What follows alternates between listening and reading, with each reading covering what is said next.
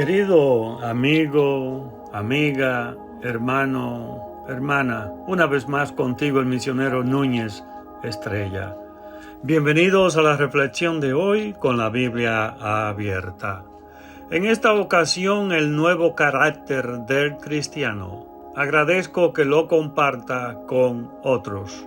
Recuerde visitar y suscribirse a mi canal de YouTube, Dr. Núñez Estrella, para temas de medicinas o mensajes bíblicos. Todo para la gloria de Dios.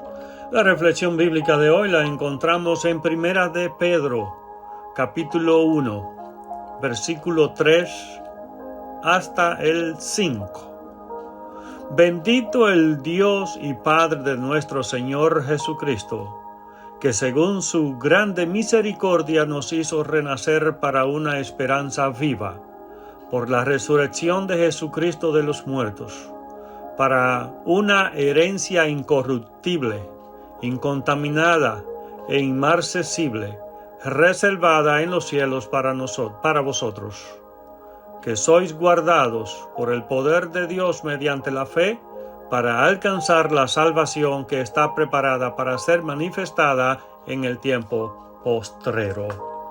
Nos llevará un tiempo considerable el apropiarnos las riquezas de este pasaje, porque hay pocos en el Nuevo Testamento donde se reúnan tantas grandes ideas fundamentales. Este pasaje empieza con la idea del nuevo nacimiento. El cristiano es una persona que ha nacido de nuevo, engendrado otra vez por Dios para vivir una nueva clase de vida. Entre otras cosas, esto quiere decir que cuando nos hacemos cristianos, cuando confesamos a Jesucristo como Señor y Salvador, se produce en nuestra vida un cambio tan radical que de la única manera que se puede describir es diciendo que la vida ha empezado para nosotros completamente otra vez. De hecho, este pasaje debería ser de gran interés para cada creyente, para cada cristiano evangélico, porque nos dice cómo podemos ser guardados de caída en esta vida y cómo podemos tener la certidumbre de una entrada triunfal en la venidera. Primero, tenemos la certidumbre de que Dios ha hecho plena provisión para que podamos vivir una vida de santidad. Se dice de esta provisión que es una evidencia de su poder. Todas las cosas que pertenecen a la vida y a la piedad nos han sido dadas por su divino poder. Así como su poder nos salva en primer lugar, su poder nos da capacidad para vivir vidas santas, apartadas de este mundo a partir de entonces. El orden es primero vida, luego piedad.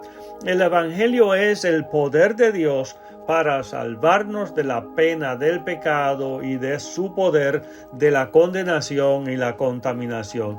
Y esa frase que dice todas las cosas que pertenecen a la vida y a la piedad en ese versículo incluye la obra sumo sacerdotal de Jesucristo, el ministerio del Espíritu Santo, la actividad de las agencias angélicas en nuestro favor, la nueva vida que recibimos en la conversión y la instrucción de la palabra de Dios. El poder para vivir una vida apartada, santa, proviene mediante el conocimiento de aquel que nos llamó, así como su poder, su divino poder es la fuente de la santidad. Así el conocimiento de aquel que nos llamó es su canal. Conocerle es vida eterna y crecer en su conocimiento es crecer en santidad.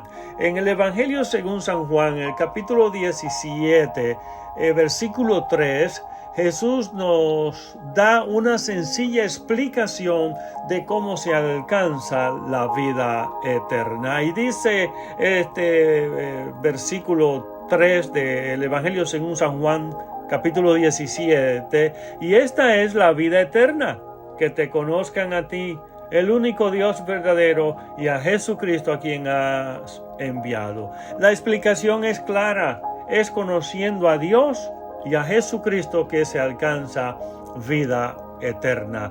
Cuanto mejor le lleguemos a conocer, tanto más nos asemejaremos a Él. Pedro nos recuerda que hemos sido llamados de las tinieblas a su luz maravillosa, que hemos sido llamados a devolver bien por mal y que hemos sido llamados a devolver bendición por maldición. También hemos sido llamados a su gloria eterna. Hemos sido llamados por su gloria y excelencia. Esto significa que Él nos llamó revelándonos las maravillas de su persona, incluida entre todas las cosas que el poder de Dios ha dado para desarrollar una vida de santidad.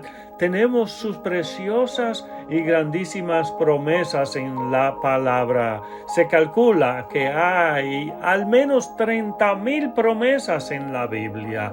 Y John Bunyan dijo una vez: el camino de la vida está tan cubierto con las promesas de Dios que es imposible dar un paso sin pisar una de ellas. Bueno, las promesas de Dios son la última de 7 cosas preciosas que menciona Pedro en sus cartas. Nuestra fe es más preciosa que el oro. La sangre de Jesucristo es preciosa.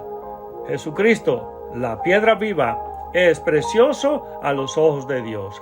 Él es precioso también como la piedra angular para todos los que creen. Él es de gran valor. La joya imperecedera de un espíritu manso y apacible es de gran precio delante de Dios. Y finalmente, las promesas de Dios son preciosas. Reflexionemos en alguna de las promesas en su pantalla. La voy a presentar, que se relacionan con la vida de santidad. Primero, libertad del dominio del pecado. Ahí está la cita bíblica, Romanos 6:14. Una gracia suficiente, 2 Corintios 12:9. Poder para obedecer sus mandamientos, Filipenses 4:13. Victoria sobre el diablo, Santiago capítulo 4:7, versículo 7.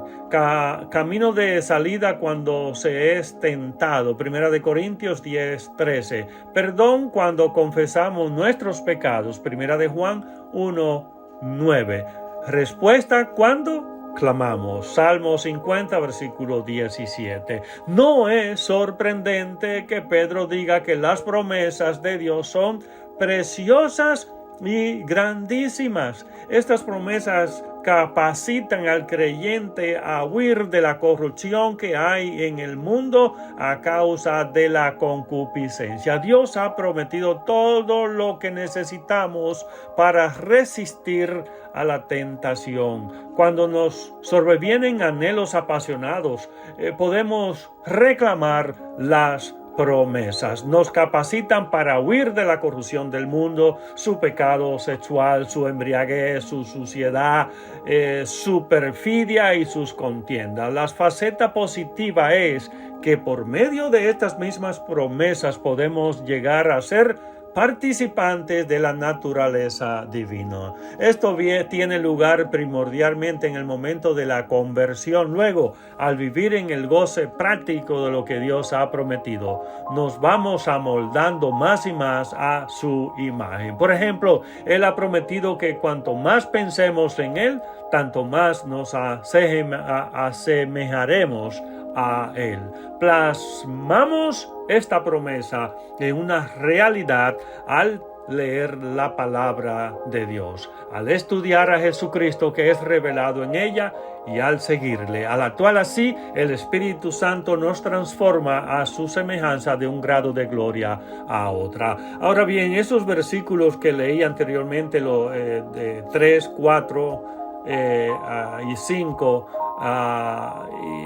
pero primera de Pedro capítulo 1 muestran que Dios ha dado todo lo necesario para la vida divina. Debido a que así lo ha hecho, tenemos que ser diligentes en cultivarla.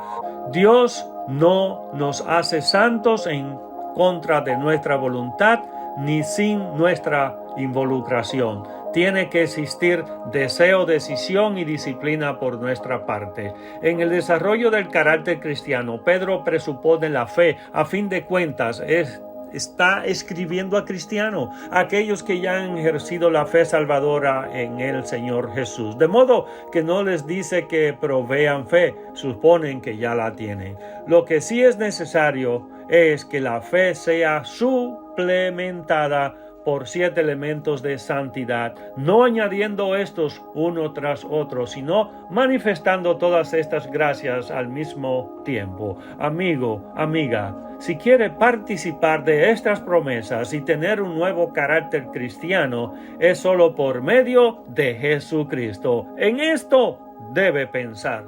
Será hasta la próxima en la voluntad de Dios. Que Dios siga bendiciendo su vida junto a los suyos.